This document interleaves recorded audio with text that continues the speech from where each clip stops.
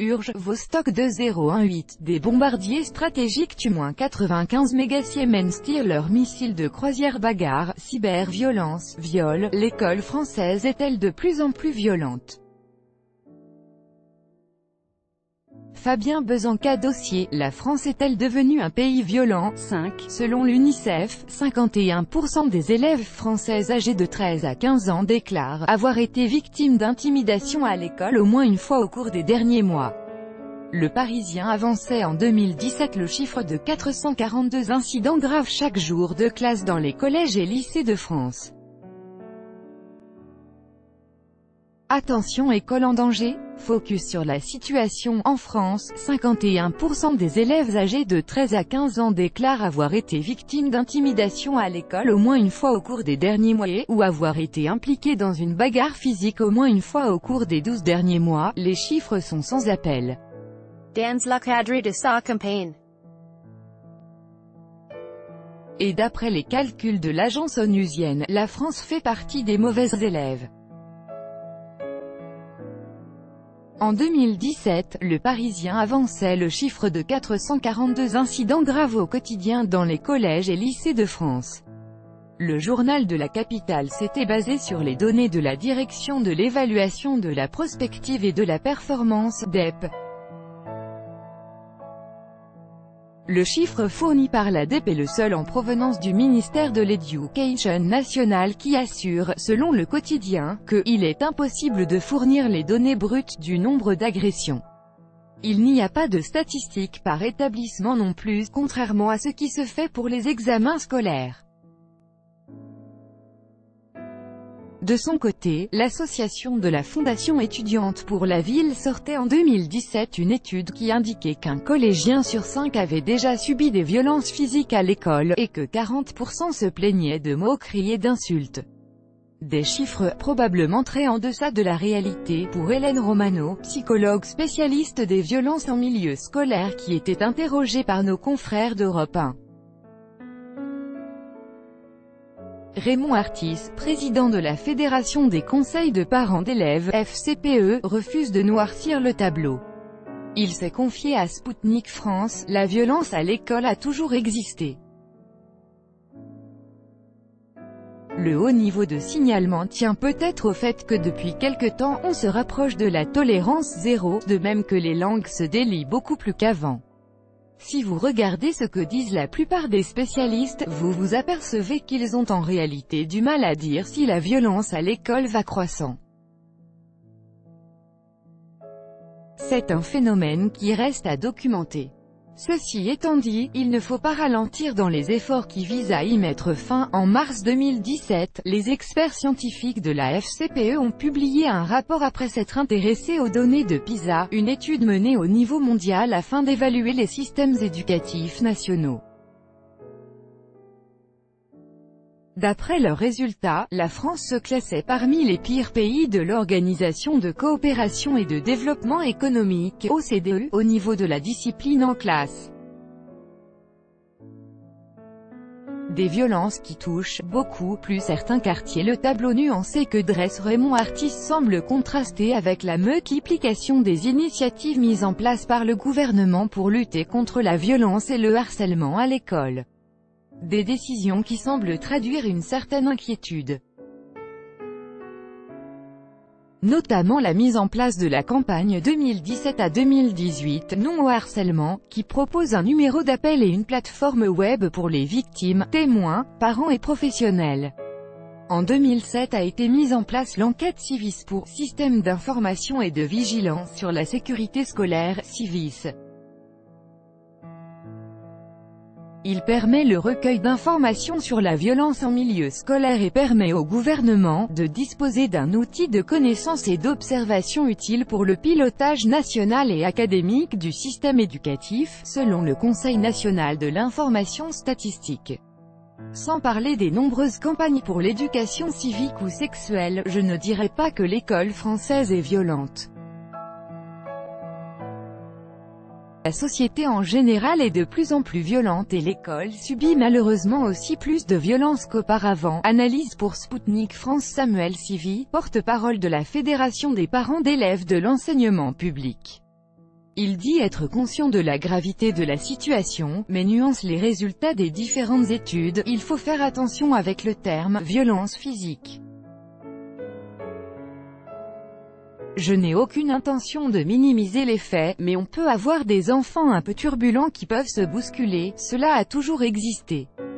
Ceci étant dit, il est vrai qu'aujourd'hui, nous constatons des choses beaucoup plus graves qui se produisent, comme le 19 mars quand une enseignante de l'école Jules Ferry de Colomiers a été molestée par plusieurs de ses élèves de primaire. En début d'année, c'était une enseignante du collège Rosa Parks situé dans les quartiers nord de Marseille qui avait été rouée de coups par une élève de classe de 5e. La victime souhaitait confisquer le portable de l'agresseur qui ne l'a pas supporté.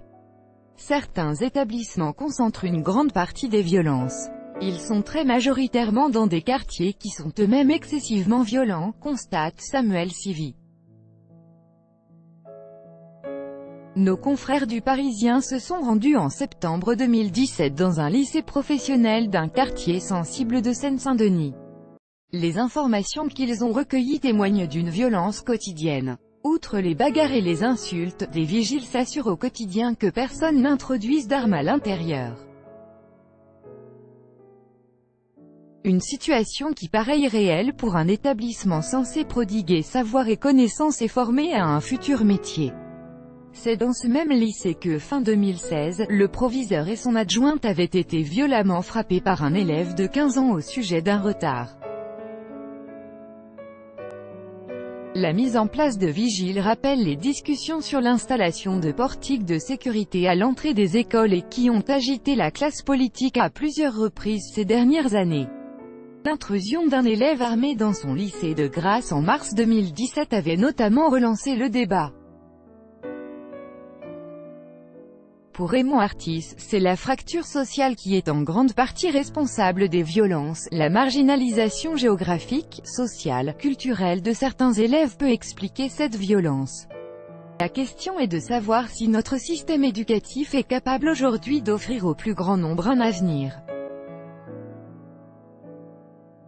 Nous offrons un modèle de société qui est mis en avant pour les jeunes, sans donner tout le temps la possibilité d'y accéder. Ces dernières années, plusieurs cas de parents d'élèves qui agressent des instituteurs ont été rapportés. Le plus souvent dans des quartiers difficiles.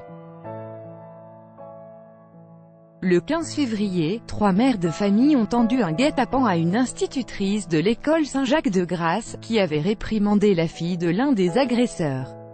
Comme le rapporte Nice Matin, l'enseignante a reçu insultes, gifles et menaces, alors qu'elle allait récupérer sa voiture dans un parking du quartier. En tant que porte-parole d'une fédération de parents d'élèves, Samuel Sivy se désole de cette situation. L'école ne peut fonctionner que si les parents ont confiance dans les équipes pédagogiques. Nous avons parfois en France des soucis de violence de parents envers les professeurs. C'est totalement inadmissible. En tant que parent, l'on se doit de respecter le corps enseignant comme ce dernier se doit de respecter les familles, qui sont les premiers fournisseurs d'éducation. Le métier de professeur a malheureusement été largement dévalorisé dans notre société et pourtant c'est une fonction fondamentale. Plusieurs associations d'enseignants ont été contactées par Spoutnik France dans le cadre de la réalisation de cet article, mais au 11 septembre, aucune n'avait donné suite à nos sollicitations. Un accès à la pornographie qui se fait parfois très jeune. Autre problème majeur souligné par les deux responsables de fédérations de parents d'élèves, la démocratisation d'Internet, de ses réseaux sociaux et de la possession de smartphones par des élèves de plus en plus jeunes. Cet état de fait forme un problème à deux dimensions, celui du cyberharcèlement et celui de l'accès à la pornographie, parfois par de très jeunes enfants. Pour ce qui est du harcèlement en ligne, Raymond Artis s'alarme de ce changement de paradigme qui frappe les établissements scolaires. Il y a un vrai impact des réseaux sociaux. Souvent, les violences à l'école sont suivies de violences en ligne. Auparavant, vous aviez des enfants qui pouvaient être pris pour cible en classe et dans la cour de récréation. Mais une fois chez eux, ils se trouvaient en position de pouvoir se déconnecter de cette violence. Avec les réseaux sociaux, cela ne s'arrête jamais. On peut très vite tomber dans du harcèlement 24 heures sur 24. C'est loin des petites brouilles en cours de récréation que l'on pouvait connaître il y a quelques années. Catherine Verdier, psychologue et spécialiste des enfants, rappelait le 2 septembre sur France Info qu'environ un enfant sur 10 est victime de harcèlement scolaire, 12% en primaire, 10% au collège et 3 ou 4% au lycée. Elle définit le harcèlement comme une volonté de nuire par des actions répétées. Au bout d'un moment, les faits, les actes, les paroles vont abîmer la victime qui va finir par perdre l'estime de soi, la confiance en soi, expliquait-elle à nos confrères. Parfois, l'issue est dramatique. Le 17 avril 2017, le jeune Christopher, élève d'un collège breton, se donne la mort après avoir vécu un calvaire fait de moqueries en provenance de ses camarades et suivi d'insultes sur les réseaux sociaux. Un cauchemar qui ne faisait pas de pause. La possession de smartphones, parfois à de très jeunes âges, et donnant un accès illimité à Internet inquiète de plus en plus. Car s'ils permettent de regarder les plus beaux buts de la Ligue des Champions, ils autorisent aussi la découverte de la pornographie. Interrogé par nos confrères de RTL le 3 septembre, Gilles Langlois, directeur d'une école primaire du 19e arrondissement de Paris, s'est inquiété de cette initiation des jeunes enfants à la pornographie et de ses conséquences. On a beaucoup de tensions entre les filles et les garçons, plus qu'avant, et cela se développe dès le CM1, CM2. La difficulté de parler de tels faits à un si jeune âge rend très compliqué l'appréhension de la réalité du phénomène. L'Express donnait la parole début 2017 à une mère de famille qui dénonce le viol de son enfant, en maternelle. Elle assure qu'en septembre 2015, 3 garçons ont maintenu sa petite fille de 4 ans sur le sol de la cour de récréation avant qu'un 4e ne vienne la violer avec un bâton. L'accès à la pornographie par des enfants de plus en plus jeunes est une problématique très grave. Ce n'est pas une situation à laquelle la seule France est confrontée, mais bien un phénomène mondial.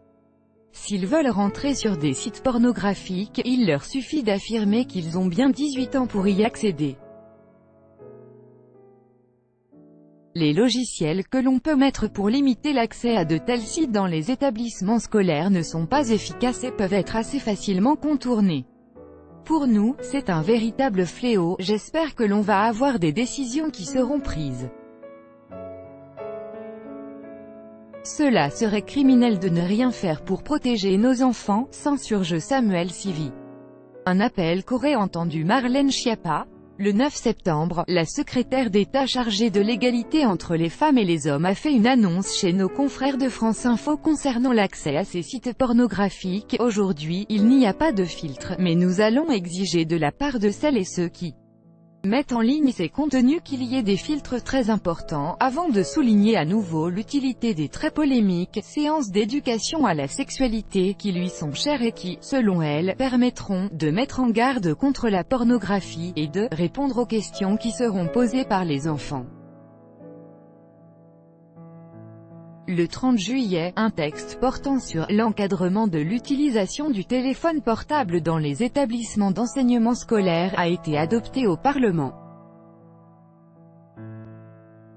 Les mobiles sont interdits dans les écoles, les collèges et même certains lycées depuis la rentrée. L'interdiction du téléphone portable est positive. Vous aviez des jeunes qui s'amusaient à provoquer et filmer des bagarres pour les diffuser sur le net et faire le buzz. Après, cela ne réglera pas tous les problèmes, mais sécurisera mieux les cours de récréation, se félicite Samuel Sivy. Raymond Artis est plus mesuré quant à l'efficacité de cette décision. Tout le monde est d'accord sur la nécessité de maîtriser les usages du téléphone portable à l'école. Je ne sais pas s'il fallait légiférer là-dessus, d'autant plus que les règlements intérieurs des établissements s'occupaient déjà de ce sujet. Je ne suis pas sûr qu'interdire soit la meilleure des solutions, puisque de toute façon, nous assisterons à des difficultés dans la mise en œuvre de cette interdiction. Je crois avant tout en la prévention et en l'accompagnement des élèves, que ce soit au niveau de l'éducation sexuelle, civique ou de la prévention des dangers d'Internet. Il est vrai que le Code de l'éducation interdit les mobiles, durant toute activité d'enseignement et dans les lieux prévus par le règlement intérieur, et ce depuis la loi du 12 juillet 2010. Sans parler du fait que si des élèves parviennent à faire entrer des armes dans les établissements scolaires, nul doute que beaucoup se feront un malin plaisir de contourner l'interdiction. Pour Samuel Sivy, tout ce qui est fait va dans le bon sens, mais il rappelle l'importance primordiale des effectifs et des moyens afin d'améliorer la situation dans les écoles et d'endiguer la violence. Cela dépend du taux d'encadrement des classes et surtout du nombre de surveillants dans les écoles. Il faut plus de moyens.